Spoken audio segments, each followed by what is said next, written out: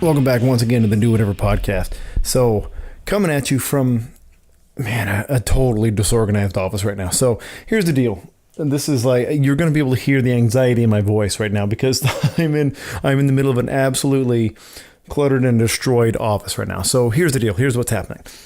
The Do Whatever podcast, big changes coming, good things coming. The plan is to take Do Whatever weekly, is to do every 7 days because that's what a week is. If you didn't know that, now you know. So I've met the informative quotient from my podcast this week. But yeah, the plan is to go weekly, and involved in that is getting a dedicated space for the Do Whatever podcast. Very cool. Get my own studio, place to come, create, knock out some of the editing, the promo work, recording, bring in guests, all that kind of cool stuff. That's a transition phase though. And as of right now, I'm recording in the office in my house. In order to do that, I, being, I guess, a crazy person, decided I need to reorganize the whole thing. I want to change everything.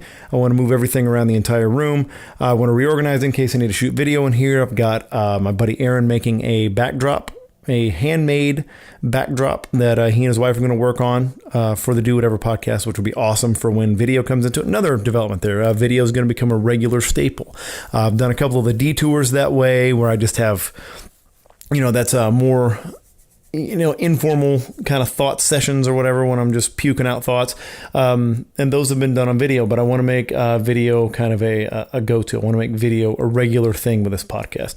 So that's the plan with that. And then hopefully by early February, we will be in a dedicated space and working then. So the plan is to get everything in motion to start doing that. And I guess that means I'm going to have to come up with a lot more to talk about. The Do Whatever podcast has been in being true to its name, it's been all over the place. It varies in style, it varies in content, and I'm okay with it varying in style. I really am. A lot of times I really go for long form, informative, somewhat scripted, sometimes completely written segments, and then I'll intersperse that with interviews. Sometimes it's more off the cuff, like the Highland Games series, the last one that I did where it was just a thrower's journal. That's just kind of off the cuff. That was recorded mostly on a phone. I like the change in style, but I'm really moving a little more towards just this being a podcast where I turn on the mic and I get the thoughts out. Like a lot of other people that are living the Do Whatever lifestyle,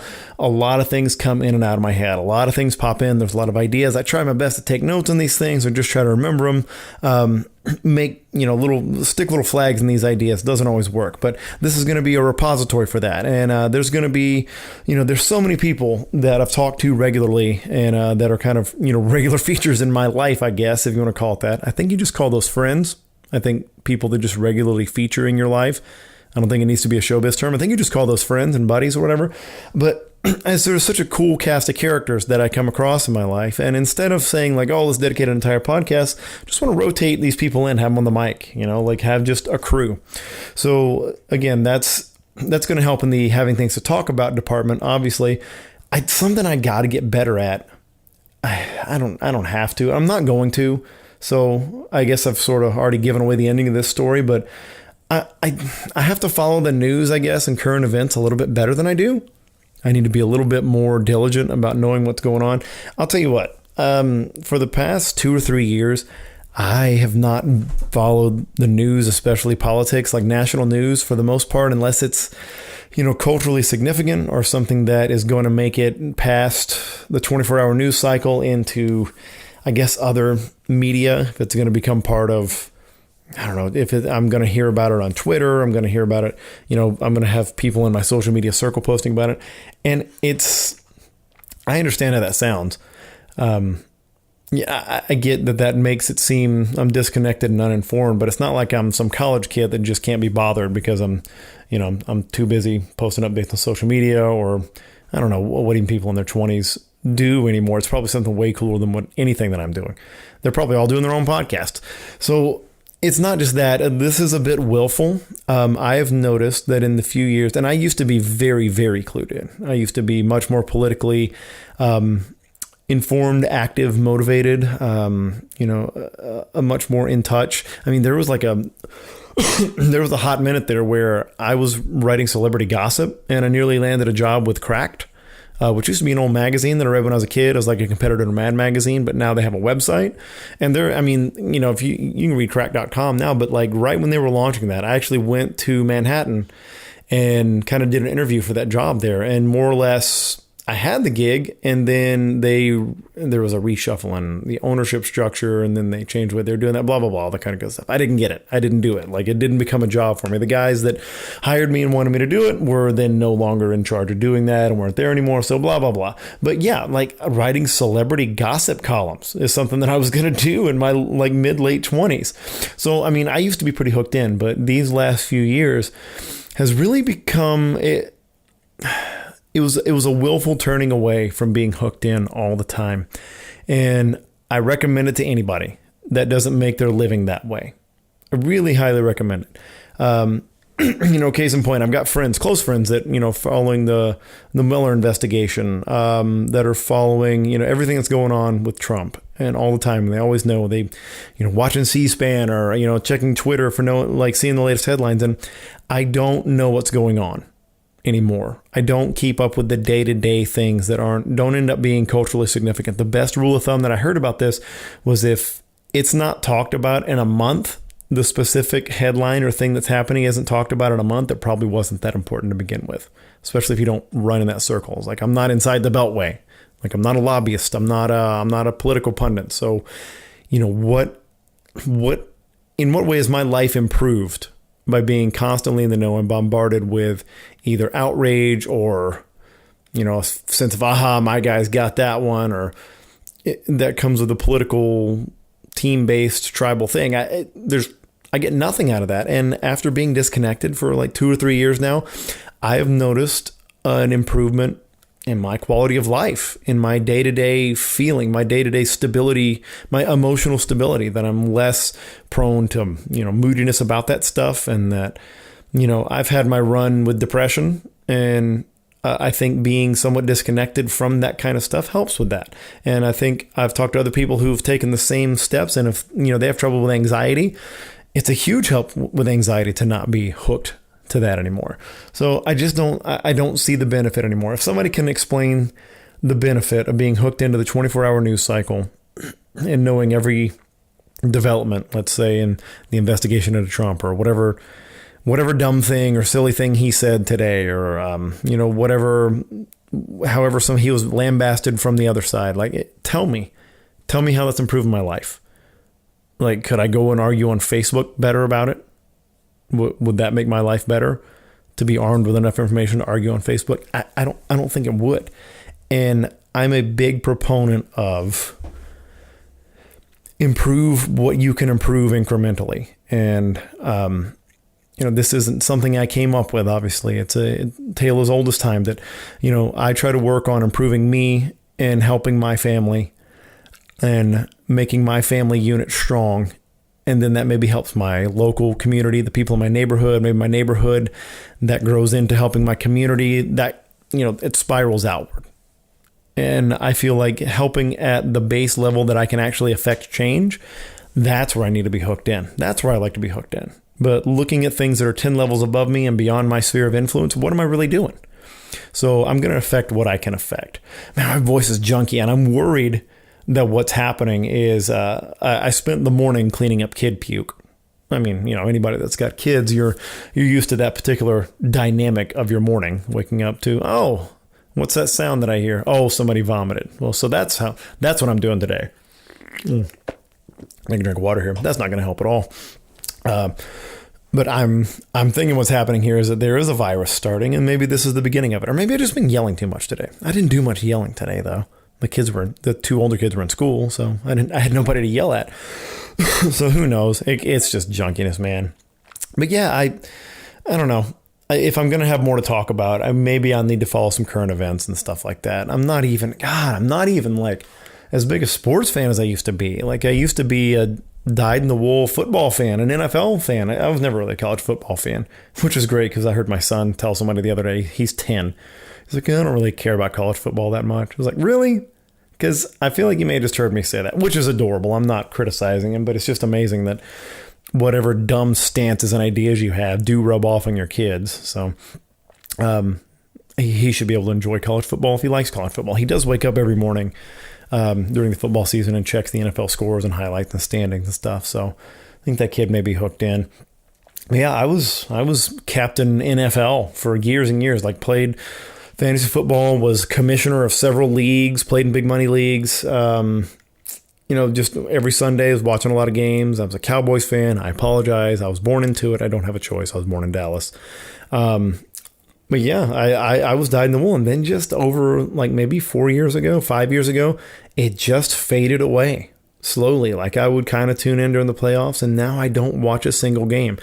And I was watching in the morning with my son, and I recognize maybe 4 players anymore. And I'm sure I've said this on the podcast before, but if you're the NFL, you maybe want to use me as a case study. Like, I was somebody that was all in, like banner waving NFL fan. And now I just couldn't care less. You can point to a million different reasons. I'm just not. But yeah, I don't even follow as many sports. I follow mixed martial arts pretty closely. That's about the biggest sport that I'm involved in. I follow baseball, sort of. It waxes and wanes based on whether my son is playing or not. My gigantic 10-year-old son. So if those of you, again, with kids, or maybe that have been kids, that remember what size you were. I don't remember what size I was at any given age. I just remember like when I was taller than my mom. I think it was 7th grade. But I think it's when I eclipsed 5'6" or 5'7", whatever. No, my son, if you have any sense of this, he's huge. He's consistently always been like 95 or 98th percentile, 99th, all that kind of stuff. Usually they stop at 95 at the doctor's office for the percentile scores. It's just 95 and up. But he is, at 10 years old, just turned 10. He's 5 feet 1 inches tall and like 90 pounds. He's huge. He's all leg. He's not exactly like skinny. He's lean. He's kind of built like me or whatever. And like he's never going to be I don't know, like a thick through the hips kid. He's just, he's going to have like narrow hips like me. And, but he's just monstrous. And like, he took this last fall off from playing any sport. And I can't say enough that I feel like that is such a mistake. But, it's not like he just chose and we had no power. We were okay with it. The baseball thing kind of didn't work out with the age changes they did in the league and everything. And we weren't ready to take the select jump yet. We didn't really want to do that level of commitment of time and effort. So we're like, all right, we'll do a sportless fall. And his sister started doing jujitsu and stuff. So that kind of took off. But, watching the kid and like watching his activity level and his general outlook and attitude and everything. Yeah. Look, all kids mostly and almost all people need sports. You need to compete in something. You need to play something. You need to have some sort of organized physical activity, especially kids, especially young men. He's like, we have a fairly strict video game policy in our house. But his drive and attraction to video games and god awful Fortnite, Jesus, and the dances and everything. That's me rubbing my face in exasperation, what you're hearing right there. The amount of attention like spent towards that is phenomenal and frustrating, and it just shows me the kid needs more to do. He needs practices during the week and he needs a game on the weekend just to tire him out and to keep him mentally not sharp, even just focused on something else that's productive. And I get it. Oh, as a parent, I get it now. Like where even in my generation, how parents felt about video games.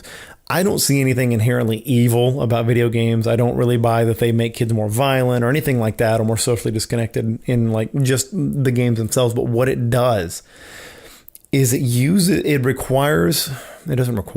takes mental energy and time and focus from them in a time that they could be doing so much more cool shit with their life.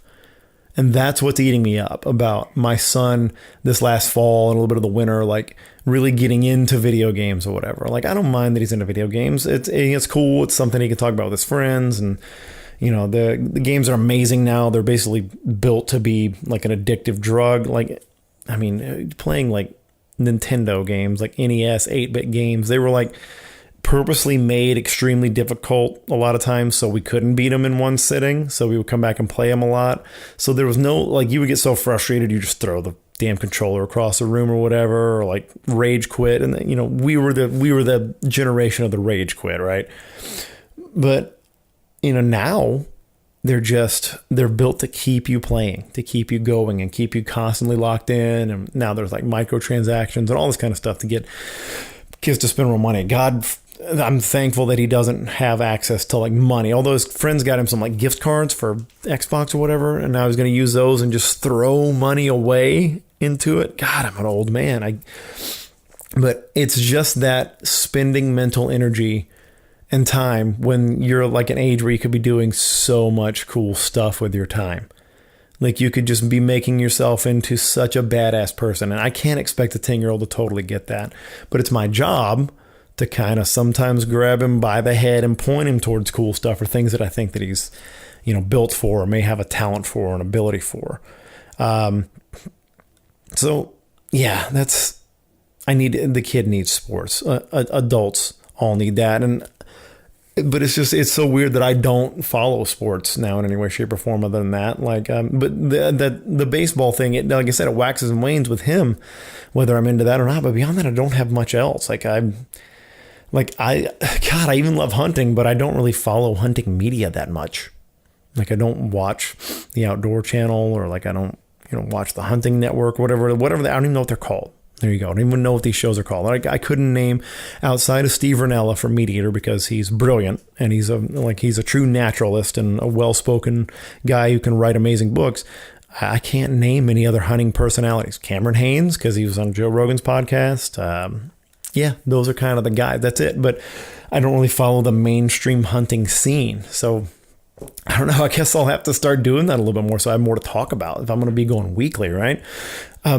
Speaking of hunting, this hunting season, for those who aren't hunters out there, hunting season generally, when you're talking about deer or the big game, it happens in the fall and winter. It starts in the fall. And it's been a total bust for me so far. I've been bow hunting. I've been rifle hunting. It's been just a total bust. I've barely seen any deer. Like I went out last night. I have a public land spot, which is at Lake Georgetown, just about 25 minutes from my house. So it seems like a great deal, right? But it's bow only. And I have to take 2 does before I can take a buck. But it doesn't even matter because I don't even see anything out there. I've heard deer. I've heard them. That's some sort of hunting success? No, it's not. I got ratted out by one. I think I had to move my blind, which is like the little tent you sit in when you're bow hunting, because it got blown over by the wind, and I moved it back. One of my regular does was visiting, and I heard her behind me. She let out her alarm calling, like, whoo, whoo. It's hard to explain. It's like a long wheeze they do through their nose or whatever. And she was just saying, hey, look at this asshole. He thinks we don't know he's here. So that was close. And then I went out yesterday and I saw like a little spike, which is a young deer with just little spike antlers, like it sounds like. And he's, legally not a shooter anyway. And I saw him from like 2 clearings away, too far away. And that's like it. It's just been rough. I don't get to go out as much as a lot of people. Man, I've been through like a roller coaster with hunting this season because like so much else is going on. And there's so much, the classic, middle class person. I'm so busy. I'm so tired. I got so much, but really, like I am. And, with 3 kids and Ashley's crazy schedule, it's hard to get out as much as I want to. And it is somewhat a numbers game. It's the amount of time that you spend out there. It's the amount of time that you spend, in a stand, out in the woods, where deer are, getting them to cross your path so you can get a shot off on them. That's really what whitetail hunting comes down to. And I don't have the time in, but I've got a decent amount of time in for what I do, and I'm just, either I'm doing something wrong or I'm just incredibly unlucky or in the wrong spots. Who knows? But it's been tough, and I go through I get emotional. That's just me in general, by the way. I just get emotional. But I'm very passionate about hunting, about being in the outdoors, not just the hunting part, like the naturalist part of it, being outdoors, contributing to conservation, learning about wildlife, nature. I love all that stuff. I'm passionate about it. But there was a time where it was a couple weeks ago where I went out there and it was just after time of not seeing anything at several different spots. And I mentally threw my hands up. I'm sure I physically did too. I don't know. Well, it was not recording me at that moment. But that was tough because I just what am I doing? This is a frustrating hobby. This is a very frustrating hobby. Because if I do any other sport or physical activity, there's like a curve of improvement. Like if I'm fighting, if I'm kickboxing, or if I'm throwing Highland games, or I'm, playing baseball, throwing something, whatever, like there's a curve of improvement that I can rely on. And there's, like I've talked about in this podcast before, there's the practice code. There's something I can apply. But in hunting, you're relying on the whims of nature and another living creature that's not a human. And it does not care about your success or failure. It cares about staying alive. That's a big concern for it. So that's hard to work against. But there is an element of random chance involved in it, especially when you have as few hours out there as I do. Random chance plays a bigger part. I don't have a big enough sample size of hours staring at the woods. So yeah, that's what eventually frustrated me. It's just a frustrating hobby to put all this into it. It's time, effort, equipment, mental energy, and to still have nothing to show for it, except for a few squirrels. I can't create a feast for my family with the squirrels in my freezer. Although very soon I'm just going to have to. My son saw a recipe I had out for chicken fried squirrel, and he said it looked good. So either he was trying to impress me because he's a picky eater, or he actually thinks that's cool. So I'll have to do that pretty soon. But yeah, hunting just, obviously I'm going to keep doing it. Obviously, I'm not going to stop just because I got frustrated a little bit. I went out yesterday, for God's sake. I'll keep going. I'll keep doing. I'll keep finding new opportunities. It's just, it's the kind of hobby that can really do that for you. And, one of the frustrations so far, and I'm just going to crack a drink here. And yeah, and for those wondering, I'm drinking Trader Joe's Sauvignon Blanc straight out of the bottle right now because I'm too lazy to go to the kitchen and get a glass. The fridge is closer to me, the drink fridge we have, because we're big time. We got a drink fridge and a deep freeze. God, what else do I need in life? But this is closer, so I just grabbed this, and I'm drinking Sauvignon Blanc right out of the bottle. So cheers. That is subpar, but it's going to do the job. And that's why it's $3 from Trader Joe's. One of the most frustrating things with hunting right now is the lack of my own land. Is that I'm hunting public land and I'm hunting other people's land. So there's an access issue. The public land spot, there's heavy competition. There's hunters every 100 to 300 yards possibly. That's a lot of equipment, a lot of trails, a lot of human interference out there. And then the other spots, when you're dealing with somebody else's land, you're on their schedule. And you don't have all the information. You can't scout that land the same way that they can. So you're working on very little information. And so that's led to the search for land. That's been something that has been happening a lot in my last 2 weeks, is that I've been doing showings on land, trying to stay within an hour and a half of where I live to go out and do it. I'll tell you what, when you were out looking for land, you have a fantasy about how that's going to be, about what the land's going to look like. You see yourself like, all those hunting shows that I don't really watch, but the guys on TV with the nice cameras up in a tree stand whispering like this. It's like, I think he's going to come in on this trail right here. And what I want to do is try to, and like, you think I'm going to be like those guys. And you see some of this land, you're like, oh man, there's these giant pecan trees, these big things I can climb up, and I can be like a woodland ninja or whatever, and just rain down terror on whitetails. And that's all well and good, but before all that, you have to deal with the real estate agent. You have to think about, oh, well, there's not a road paved to this. So there's not a cabin out here. There's no electricity to this place. You want water? Well, the only way to get it is to dig straight down into an aquifer. There's so much reality to that. And, the fact that you're basically buying something that a lot of people invest in. And it's a great investment. Land's a great investment. They're not making any more of it. So, there's competition, all this kind of good stuff. So I don't know, I go out there, and when I look at these pieces of land, I'm trying to visualize, what is it going to be like to hunt out here? But then as I'm walking, and I'm like, how much is it going to cost to dig a trench out here? That's what really starts happening when you get out there and you start looking at it. I don't know, but it's something that Ashley and I are on board with and we want to do, but we're really starting to get into, good God, this is, and we're not looking for anything crazy. We're looking for anywhere like 20 acres, like as high as 50 if the price is right or whatever. But like, that's nothing. I don't know if you're not from Texas. I guess that's hard to maybe comprehend, but that's nothing out here. That's a postage stamp in Texas. That's nothing. Like, a lot of the places you don't even get taken seriously until it's like you're looking at 250 acres and you want to spend $2 million or more or something like that. Like, it's just, that's the way of the world out here. And like, forget trying to make money off of your land, by the way, because unless you have one of those 2,000 acre places, you don't have enough land to, do much besides ranch or farm. And I don't want to be a farmer. That's the thing. If you want to make any money, you got to run cattle or you got to farm. And that requires more acreage and that requires clearing everything off. God, so much land in Texas is cleared. Like, it's not flat enough in Texas that everybody decided, well, the only way to make money is ranch and farm. So let's just clear it all off and make it flat. There's so many tracts of land I've looked at that are like, used to be, you can tell these used to be just beautiful Texas forests, especially like the eastern side of the highway, I-35 here in East Texas. They used to be these beautiful, rich forests, and now it's just flat and just full of cow shit. And look, those are people making a living. I'm not mad about it, but I am mad about it because it affects me. And that's a good reason to care about something, kids, is only when it affects your hobby that you just spent 10 minutes telling everybody you suck at and you hate. But you should get mad at everybody else for making money while they do it. But Ashley and I do agree that that's the way we want to go. We want to have a recreational piece of land. She wouldn't mind fixing up a little house out there.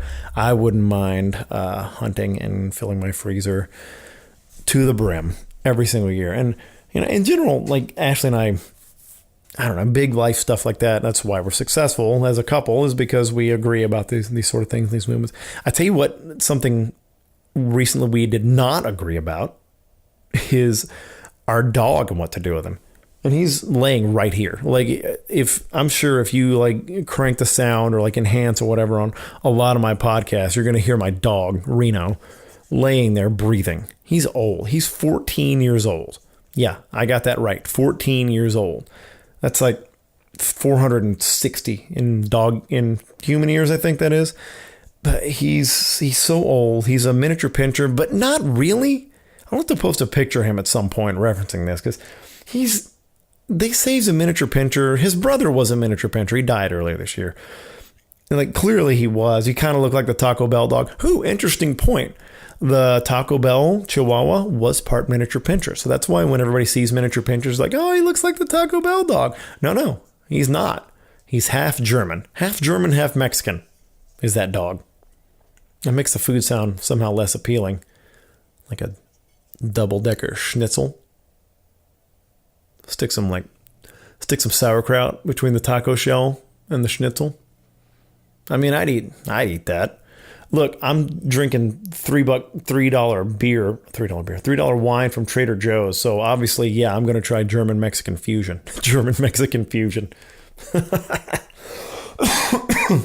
That's a pretty good restaurant concept. Make a note of that. But yeah, this dog, he's not a miniature pinscher. He looks like, I don't know what he looks like. He's got like, it's like somebody drew a miniature pinscher with their eyes closed with the wrong color marker. Like, he's just too blobby. He still gets fat and overeats like they do. But he's just got too big of a nose. I don't know. I don't know what his deal is. Like, he's like somebody that just happens to have like, black hair or something like that, and or like is vaguely ethnic. Like, oh, I'm Italian. Like, no, you're probably Armenian or like half Indian, but everybody's just, I'm Italian. Like, he's just like one of those, I'm Italian kind of dog. Like, there's no rhyme or reason to how he looks. Like, he doesn't even know what kind of dog he is. Just like half the people in the world don't know their ethnicity. And also, don't come at me ever with your ancestry DNA results. Like, oh, I'm 4% African or whatever. Like, these are all best guesses. These are all best guesses.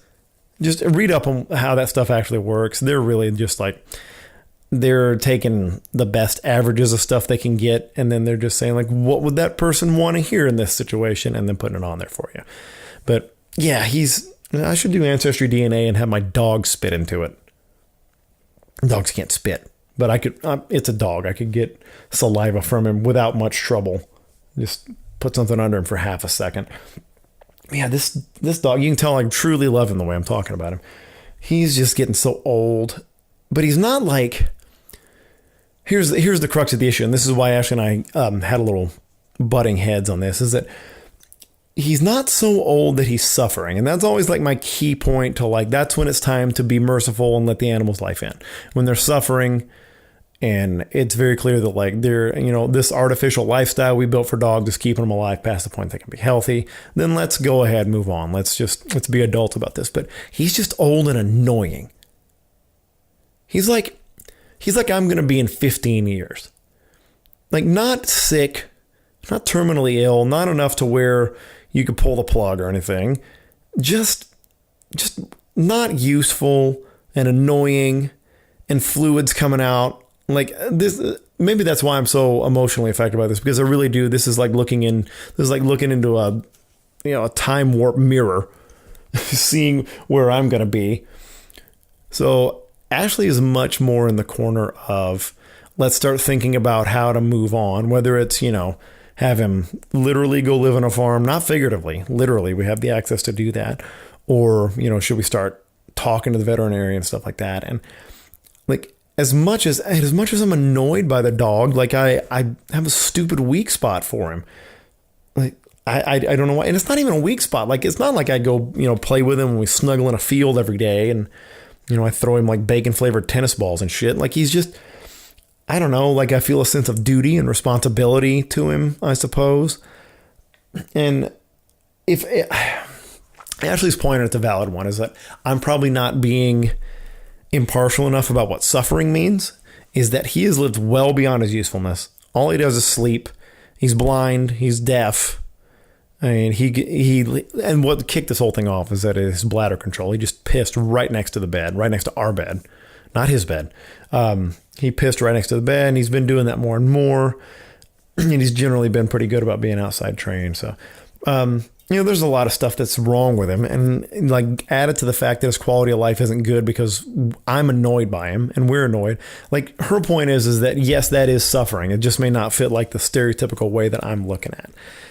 But I don't know, like, and again, this could be me projecting, probably is, that, I know that when I'm 65, I'm going to be annoying as hell, that I'm going to be needy and I'm going to be leaking and I'll probably be sick and blind. And I know I'm going to be deaf, by the way. That's, spending my early 20s pretending to be a musician and being too cool for earplugs for half of it, probably going to cost me my hearing. And then shit like this, where I'm sure my headphones right now for this are just blaring in my ears. And I don't even realize it. So, I mean, that's a good enough reason to take another sip of Trader Joe's here. But like, I guess maybe I'm projecting a little bit. I'm thinking, well, God, if I'm like that, I don't want somebody to want to get rid of me.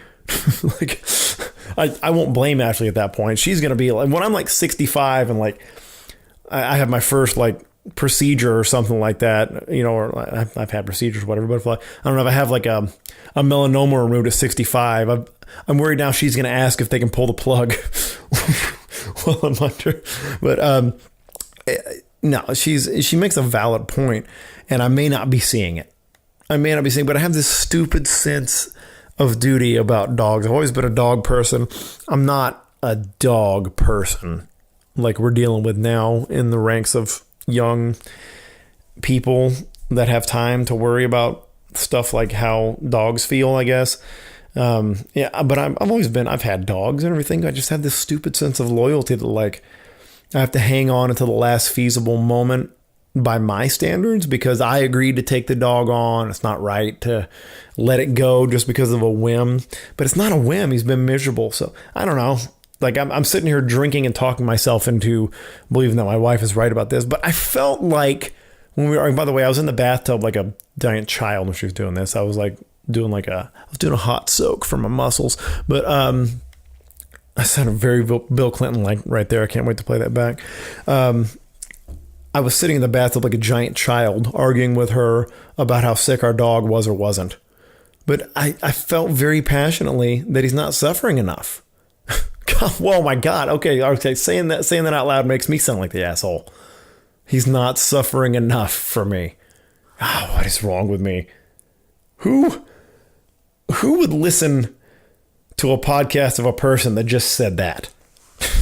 I don't feel like my dog is suffering enough. Oh, God. So that is definitely one where we did not, like, we weren't totally in agreement on that one, I guess. I don't know. Like, what I love about our relationship is that Ashley and I, we, honest to God, don't really argue. And we're not one of those couples where we're like, we never argue. It's so beautiful. All we do is write each other poems. And then once he burned a message for me on a piece of reclaimed wood from a boat that my father had. Like, no, we're not one of those people like that. We're not one of those couples that like just never fights and everything's magical all the time. Like, we fight, we get into shit together, but like in general, most of our disagreements they're not about like the big stuff like raising kids and money and,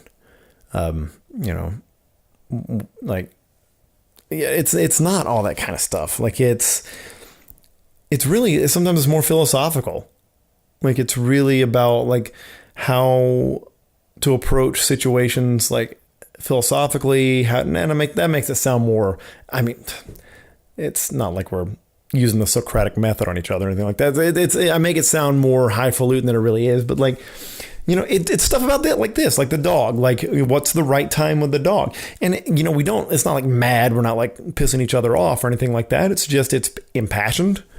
And we both have, I guess beliefs. Generally we have pretty well aligned beliefs and with each other. And it's just, these particular cases, maybe will be a little bit different, but like 99% of everything in life, like we agree on, like we're moving in the same direction. We have different styles of like dealing with the world, navigating it. But I mean, I think that's kind of the important point is that you're able to argue, but you're able to argue fair and you deal with the big stuff in a rational way. And then you can argue, I don't know, you can argue about best hip hop artists of the 90s or whatever. Salt-N-Pepa. Probably Salt-N-Pepa, right? I'm not sure what Ashley would say there. Best hip hop artist. She might say Salt-N-Pepa, actually. I think I have caught her singing Shoop by Salt-N-Pepa more often than I have any other song. Also, okay, in that song, God, what is that part? Oh, girl, look at him. Oh, he's the cutest brother in here. Oh, and he's coming this way. Ooh. And then the dude's like, S and the P want to get that dude. Who is that guy? Who is that guy? That dude had a whole verse. That dude had bars, like 16 bars on a Salt-N-Pepa smash hit. And like right before that act is like talking about how hot this dude is. Like who, I want someone to know. Not Google. I don't want somebody to Google it. I can do that. I want somebody to write a message to me. Message me on Instagram. Put this in a review or whatever you want to do. Tell me who the fuck that dude was. Who was the dude in the baggy pants with the high top fade? I'm pretty sure it was a high top fade because it was the 90s. I'm gonna say it was a high top fade. And I think he had a vest. Did that dude have a vest? If I were chicken shit, I'd look at my phone right now, but I'm not going to look at my phone. I'm going to try to remember this dude. Was his name Rod because he said they want my bod, I'm the hot rod? Or was he talking about his dick? Oh, God. Someone tell me who that guy was. Why is he rapping on that song? Why didn't I see him rap anywhere else? Now, granted, I was a white kid living in the suburbs at that point. Maybe wasn't totally cool what was happening underground and hip hop. Was there even underground hip hop at that time? I'm sure there was. Yes, there was for sure. I just didn't know about it because I lived in the suburbs of San Antonio, Texas. I wasn't getting mixtapes on the reg. But no, who was that guy? Who was the S and the P want to get with me? Like who, where was he in the picture? Was he like a friend of Spinderella's? Like where was he in the picture of the production of that album? And that's 2 stages we're doing here, by the way, because you got to think about that. He was part of the album recording. Like, he had to be planned on to be, you know what? We're going to say Rod. Rod's going to get a verse. Yeah, he'd be perfect for this. We have to have a verse from the cute guy we're talking about. And then he raps about how hot he is. So the whole song is about, you make me want to shit. It's about finding a man attractive.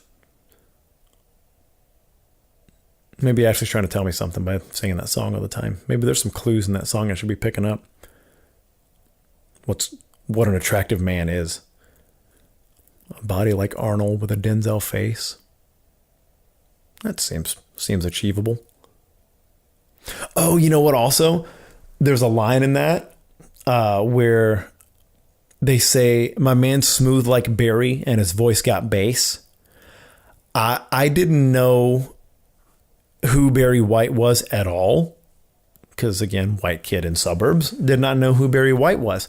The only Barry I could think of that had any connection to black culture was Barry Sanders, the running back from the Detroit Lions. That, you know, again, that shows I was really into football at that time in my life, right? I thought that they were talking about Barry Sanders. I thought that they were saying that he was smooth like Barry because, I mean, you've seen Barry Sanders move. I think you could describe him as smooth. I think that's fair. I don't even think it's a bad reference when you look at it that way. My man's smooth like Barry. And then I thought his voice got bass is just like a new sentence that we're comparing him to all pro running back Barry Sanders. And then we're saying that his voice got bass. I actually don't think that's that bad of a what is it, like a line? What do they call it? A punchline? I don't know what you call it in rap. Man, I'm really hooked in. I should definitely talk about rap more because you know what? If it happened after 2003 in rap, I should not talk about it at all. Because so like that, I think the window that I was like truly up on current hip hop was like early 2000s. Like when every song had Missy Elliott and Ludacris on it. Literally every song had Ludacris on it in the early 2000s. Because I was like going out then, I'd hear these songs and we'd be bumping these songs as I was driving out. And I remember Ashley also loved that that shot caller song. What is it called? Gonna be a baller, shot caller. She will sing that song still to this day. Again, so very white, so very suburban and white our entire lives, but she will just like walk around the house humming that song. That's funny. But like that's the era of hip hop that I'm somewhat familiar with. Oh, I remember being in Florida when my brother was in spring training, and I think it was the year that Back That Ass Up by Juvenile came out. You could not go 20 feet in Central Florida or South Florida or anywhere probably, but especially like the party scene that is Florida, like all of it. We were in Clearwater and Tampa for the most part. Like every car you got into, every bar you went into, every club you went into, everybody's house, it was all Back That Ass Up constantly. God, that was an era of hip. That was my era of hip hop. That's the only time that I can speak with any authority is right there. That's all I got. God, man, there's so much stuff. Like with Ashley and I, like we have a lot of the traditional things. Like we're all things told, we're a pretty traditional couple, and I really like that. You know, I say that, but I mean, she, you know, works like crazy, and I'm the one that's more often at home taking care of the kids. So like, okay, not the most traditional, but like even with all that, like we still maintain like a fairly traditional dynamic. Not traditional in like that, you know, I'm the man, I put my foot down and stuff like that. Like that shit would not fly. But traditional in the sense that we court each other and like we're, you know, we still have like kind of, I guess, traditional interactions, I guess, in terms of gender roles. And like I don't know, like we still do romantic things and date night things. And, you know, there's nothing like, I don't know, experimental or psychologically edgy about what we do. We're a couple and we like each other and we happen to be really good friends also, which helps a ton. Like, I don't know, like I buy flowers for her. She buys whiskey for me. So, as I said, buying flowers. I went to the grocery store the other day and I found this hilarious and I don't know why. I'm sure I'm going to explore that with you, after drinking cheap wine. We'll explore this together. Why I find it funny, but I was walking into the grocery store and I saw this huge guy, not like, bodybuilder huge, just like a big dude. He's like 6'4", 6'5". It's kind of like a normal, slightly overweight body, just a big dude though. And like just wearing dude clothes, like a hoodie and jeans and a hat or whatever. And he was carrying flowers and that's all he was buying. Like, okay, fine. That part, no judgment. I've come in plenty of times and just bought flowers because maybe I screwed up, or maybe I just thought it'd be nice to get my wife flowers or something, or who knows? Like, I've done it. Maybe it was before Valentine's Day and I've forgotten to get flowers up to that point. I'm just saying, like, I'm not faulting the dude for that. What stuck out to me at that moment, I remember, was that he was carrying them. He had checked out. He was all done, but he was carrying them straight up and down right in front of his chest. Like he was holding them in one hand, flowers like straight up and down, holding them like he was like in a procession, like, and nothing else in his hands. Like, I don't even know where he put the receipt or anything like that. Maybe he was stealing them and he was trying to hide them in front of his body as he was stealing him. I don't know. maybe that's the mystery solved right there. But he was walking with them straight up, like his elbow out at like an angle, and the flowers up under his chin. And it looked so ridiculous. He looked so ridiculous. I like, put him in a bag, dude. Put those flowers in a bag. Or maybe he cares about the environment and maybe he doesn't want more plastic bags out there, choking fish and I get it. Just carry them by your side. Like, tilt them a little bit. Why are you doing that? Like, is she right behind me and you're about to give them to her? Because that's bordering on not so romantic anymore if you bring her to the grocery store with you just to buy her flowers. Or maybe it's super romantic. I don't know.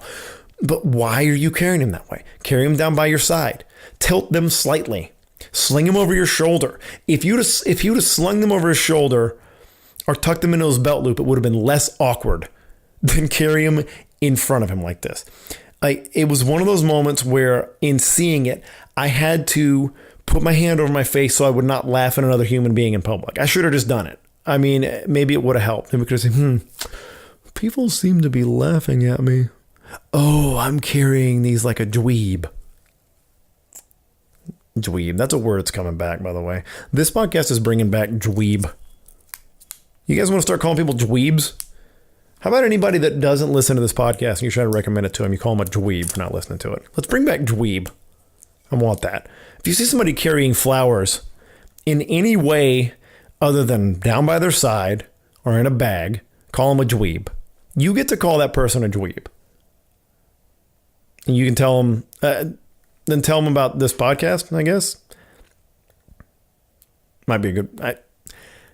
if you get your ass whipped for that, well, I mean, tell me about it. Get some video. That'd be pretty awesome. But you can't blame me for that. You can't blame me for it. But you know what? I'm talking shit about that guy, but that's awesome. That's somebody you're buying flowers for your chick. That's pretty cool, man. No matter what stage of the relationship you're in, there's like everything is changing relationship wise right now, right? Like not really, but like the public perception of how men and women relate is changing so much right now. And so there's so many different new dynamics and things you got to think about, but there's just an undeniable, untouchable thing that buying flowers for your girl is a good thing. She's going to appreciate it. It's a physical gesture of, I was thinking about you. You're a beautiful thing. Here's a beautiful thing. Like I want to make a note that you are beautiful by giving you a beautiful thing. Wow, how does that even work, by the way? Like that just like that basically that was me stepping in a mine right there. That made me just that completely blew my mind are like, why is that a thing? Why is the giving flowers a thing? Other than like, it's so simple and so beautiful that it makes perfect sense. But when I really try to analyze it, like, why is giving somebody something pretty a way of complimenting or appreciating them? I mean, like, it makes perfect sense when you say it, but like, really think about, like, what is it? Like, who was the first dude that gathered some flowers and gave them to a girl? And like, how did that gesture become? There's got to be some history there, right? Maybe that'll probably be a whole new episode of this thing. Is the history of flower giving. That seems like the kind of stupid thing that I would do an entire podcast about, by the way. But yeah, like, it is incredibly pure. And it's cool to see. It's cool to see a dude doing that still. And I think no matter what, no matter how different and weird things are now, no matter how much things are in flux between men and women, I don't think you're ever going to go wrong buying flowers. I don't think as a dude, you're ever going to go wrong buying flowers. I'm not saying I wouldn't like getting flowers as a guy, that if she brought me flowers, I would think that was great. I just don't think it's the same. I think there is a true emotional response and there's a true flattery that happens when a man buys a woman flowers. And I don't know, I think it's really cool. I think no matter how horribly and dweebly that guy carried his flowers, I applaud him. Wherever you are out there, dude, I applaud you for getting flowers for your chick, man. You got to do that kind of stuff. You have to have just a little bit of softness to you. No matter how hard a dude you are, you have to have a little bit of softness to you. You know, screw that, man. Have more than a little bit.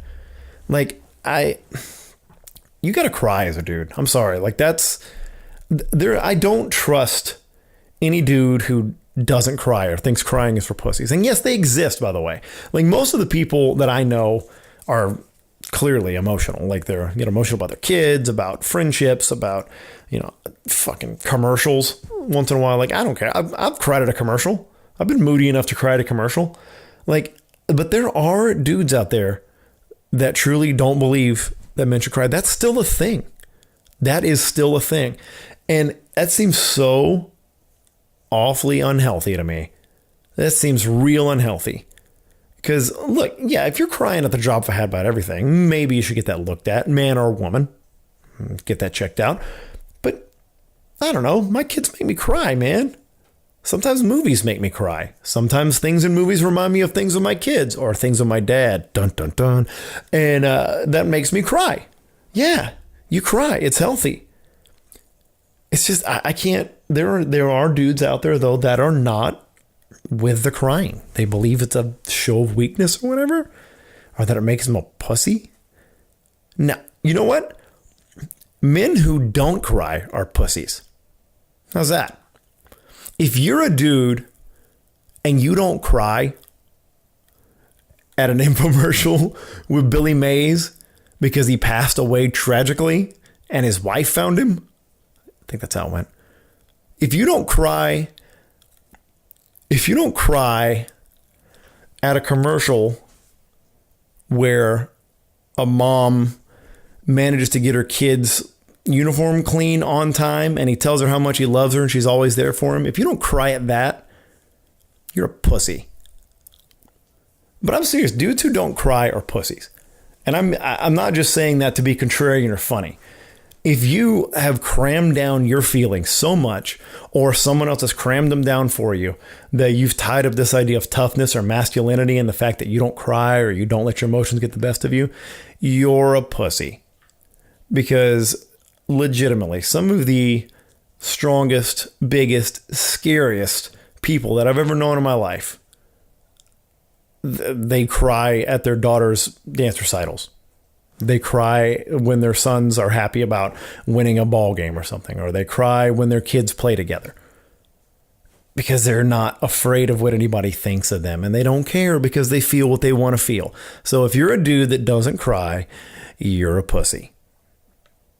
And that's all there's to it. I guarantee you that there's probably a great number. I'm taking it back to the sport that I actually know to talk about.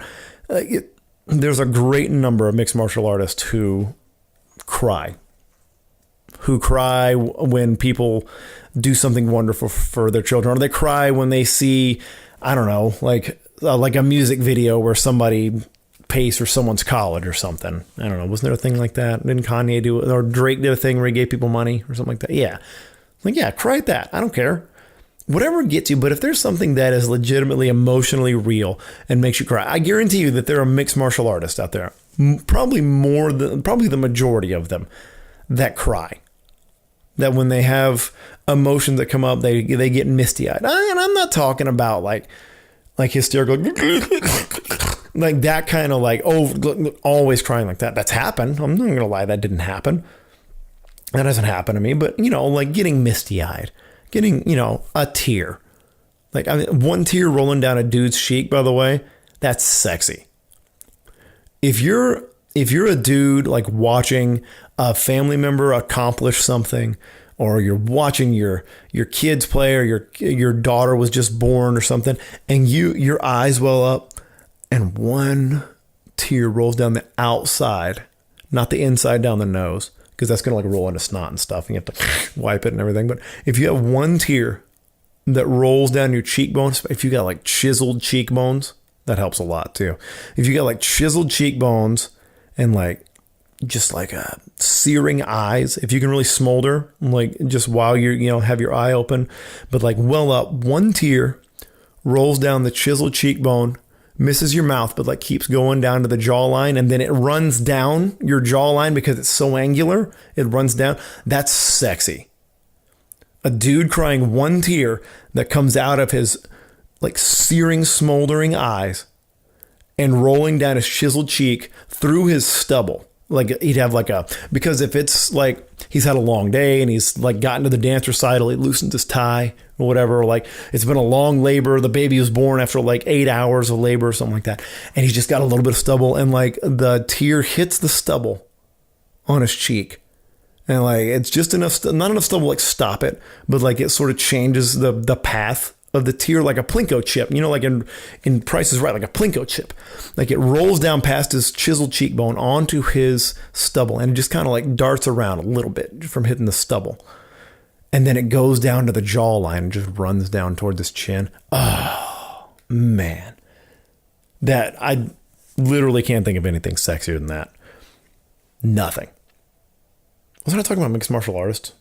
I don't know, but I guarantee you there's guys that look like that in mixed martial arts that just cry.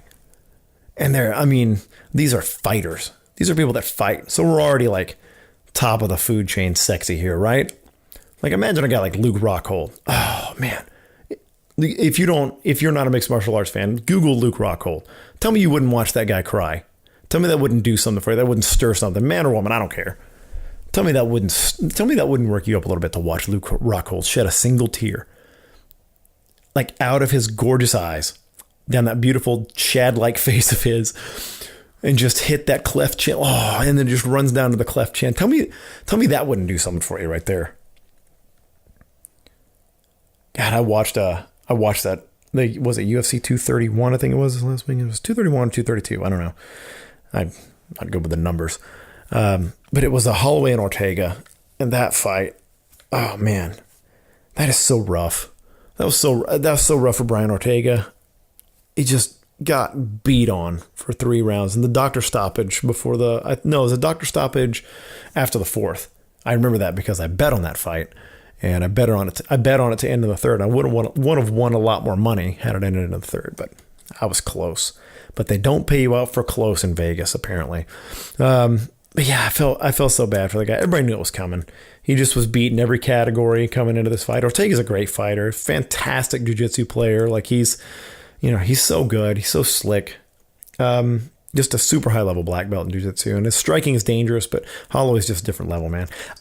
If you haven't seen it yet, one of the best things, it's good and it's also super awkward and weird, is that Holloway puts such a beat down on him that Max Holloway, again, if you're not following mixed martial arts closely, Max Holloway is the 145-pound featherweight champ, and he's a monster. He's on like a 12-fight winning streak or something ridiculous like that. It's not that much, but he's just a monster. But he's like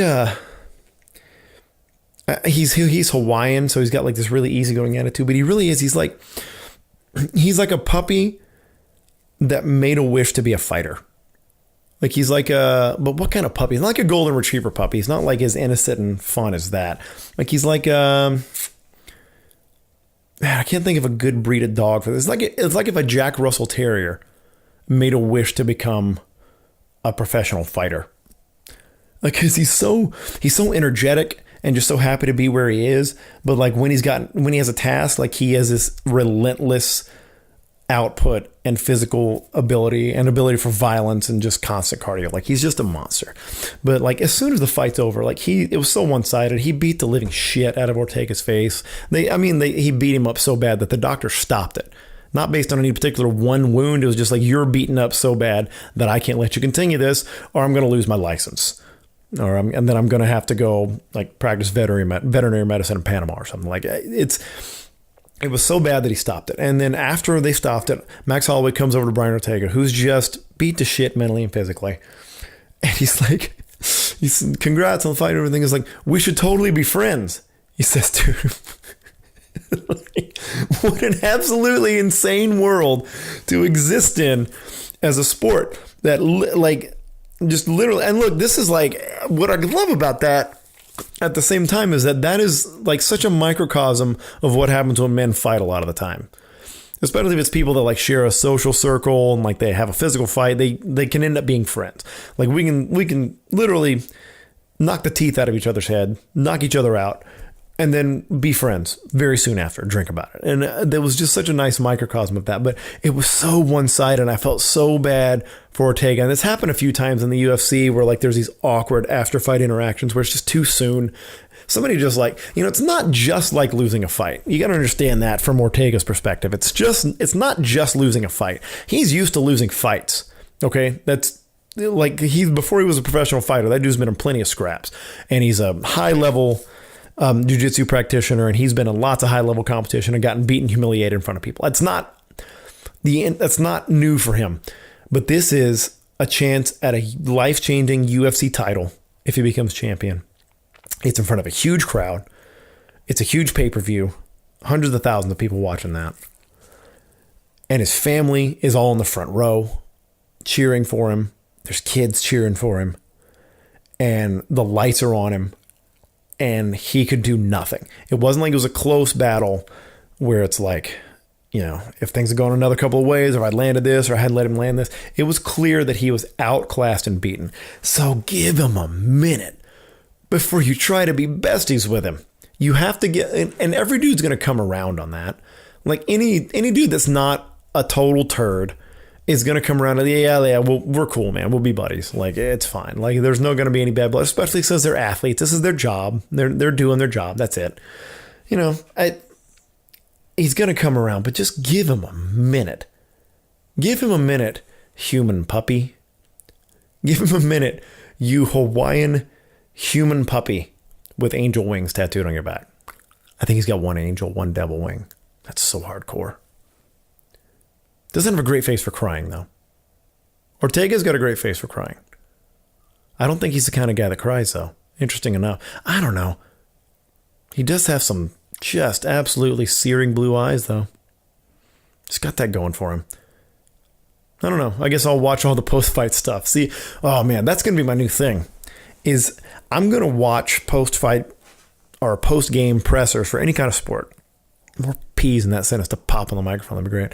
I'm going to watch more post-fight and post-game interviews to see how many handsome athletes can cry. And I'm not going to do it from a judgmental place. I'm not going to do it in a mean place because, like I said, very pro-crying. I'm very pro tear duct. You need to use your tear ducts. It's a part of your body. I'm all about fitness, right? You need to train your tear ducts just like any other part of your body. And they're athletes. They're elite athletes. So their tear ducts are probably going to work better than ours. They're probably going to flow freely. Maybe that's why you see so many tears, like post-game press conferences and stuff. They're elite athletes. Everything gets done at a higher level.